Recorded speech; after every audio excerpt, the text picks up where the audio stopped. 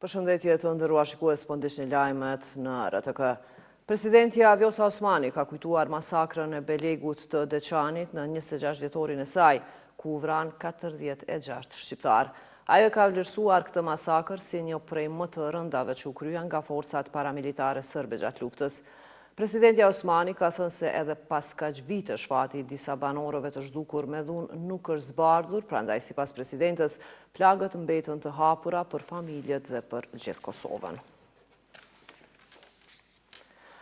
Kreu i AK-s Ramush Haradinaj ka përkujtuar masakrën në Belek në Izniqit të Deçanit dhe në Poterç të Klinës, duke qenë se shumë prej viktimave ende nuk janë gjetur. Këto masakra kanë dimenzionin e saj më të dhimbshëm, sepse shumë nga viktimat nuk e kanë ende një varr të shënjuar në këtë tokë për të cilën ata janë sakrifikuar, ka shkruar Ramush Haradinaj.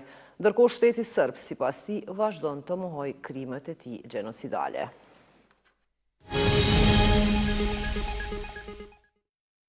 Ministri austriake për integrimet evropiane Claudia Plakholm ka thënë se ardhmja e rajonit të Ballkanit Perëndimor është në BE. Ajo ka shkruar se zgjerimi i BE-s, veçanërisht për Ballkanin Perëndimor, duhet të mbetet një top prioritet për Bashkimin Evropian. Ne u detyrohemi partnerëve tanë, disa prej të cilëve kanë pritur kaq gjatë, të ofrojmë një perspektivë të qartë dhe të besueshme, ka shkruar ajo. Në ambientet e kazermës Adem Jashari u mbajt ceremonia e certifikimit të pjesëtarëve të operacioneve speciale në kurset kualifikuese për operacione psikologjike dhe çështjeve civile. Ministri i Mbrojtjes Ejup Maqedonci dhe komandanti i Forcës së Sigurisë së Kosovës General Lejtenant Bashkim Jashari theksuan rëndësinë e operacioneve speciale si njësi e veçantë në FSK dhe për mbështetjen dhe angazhimin e vazhdueshëm në ngritjen dhe zhvillimin e operacioneve speciale.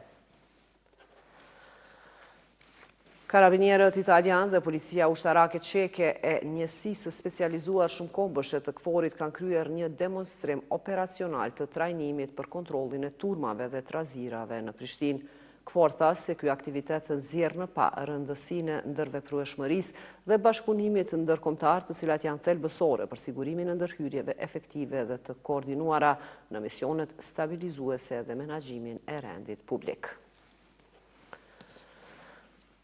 Sot përmbyllet muaji i Ramazanit, ndërsa nesër festohet festa e Fitër Bajramit. Muftiu i Kosovës Naim Tërnava ka uruar festën e Fitër Bajramit për të gjithë besimtarët musliman.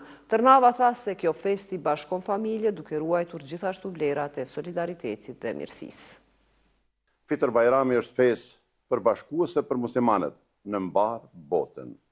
Festë që simbolizon triumfin shpirtëror, moment gëzimi dhe reflektimi që shpreh faljen, mirësinë dhe bashkimin familjar e shoqëror.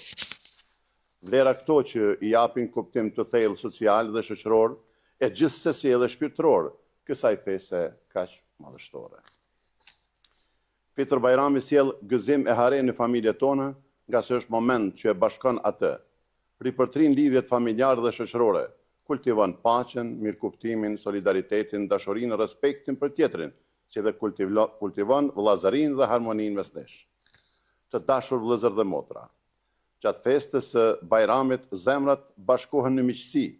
Njerëzit bashkohen pas ndarjes, duke u përkujdesur që gëzimi për festën e Bajramit të arrijë në çdo shtëpi, si dhe të shpërndahet bekimi i Zotit xhalleshanuhu nëpër çdo familje.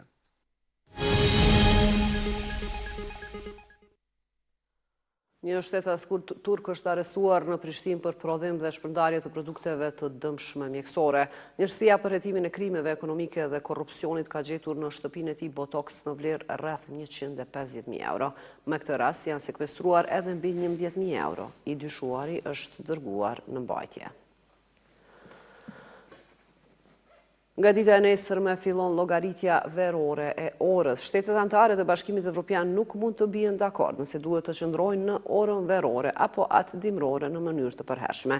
Kjo çështje rikthehet në vëmendje sa vjen momenti i nderrimit të orës, por deri më tani pa ndonjë veprim konkret.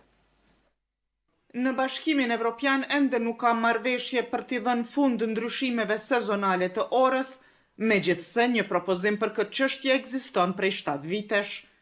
Ndërsa Parlamenti Evropian ka votuar në favor dhënies fund praktikës së ndrimit të orës, shtetet anëtare të BE-s nuk mund të bien dakord nëse duhet të qëndrojë në orën verore apo dimrore në mënyrë të përhershme. We made the proposal in 2018. Ne bëm propozimin në vitin 2018 për të ndalur ndryshime sezonale të orës, por çështja ka ngecur në Këshillin e Bashkimit Evropian. Bazuar në reagimet e Parlamentit Evropian, shteteve anëtare dhe akademikëve, Komisioni Evropian vendosi që është më e udhës të lihet vendeve anëtare që të vendosin mes tyre. Ende besojmë se një zgjidhje e koordinuar është e arritshme. Sipas direktivës së Komisionit Evropian të vitit 2018, shtetet anëtare të Bashkimit Evropian do të kenë ende mundësinë të zgjedhin mes orës standarde verore apo dimrore, por ajo do mbetej e pandryshuar gjatë gjithë vitit. Aktualisht në territorin e BE-s ekzistojnë 3 zona standarde kohore, ku shumica e shteteve anëtare, gjithsej 17 prej tyre, bëjnë pjesë në zonën e Evropës qendrore, njëjtë si vendet e Ballkanit Perëndimor. Megjithse për këtë vendim nevojitet shumica e kualifikuar dhe jo unanimiteti, shtetet anëtare ende nuk kanë arritur ujdi. Kjo çështje rikthehet në vëmendje sa herë vjen momenti i ndrimit të orës, por deri më tani pa ndonjë veprim konkret. Bashkimi Evropian ka hapur thirrjen për nismën Wi-Fi për Western Balkans. Përmes kësaj nisme ofron pika publike Wi-Fi falas por deri në 500 komuna në gjithë Ballkanin Perëndimor. Pikat e qasjes Wi-Fi do të instalohen në hapësira publike si sheshe, parqe, biblioteka, muze dhe shkolla, duke ofruar qasje falas dhe të besueshme në internet për banorët dhe vizitorët.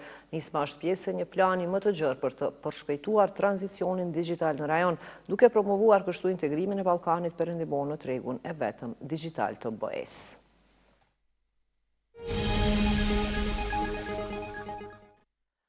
Numri të vdekurve nga tërmeti me magnitud 7.7 që goditi Myanmarin qendror mund të kaloj 10.000, vlerësoi Shërbimi Gjeologjik i Shteteve të Bashkuara, derisa udhëheqësi i UNTës Min Aung Hlaing bëri një thirrje të rrallë për ndihmë nga komuniteti ndërkombëtar.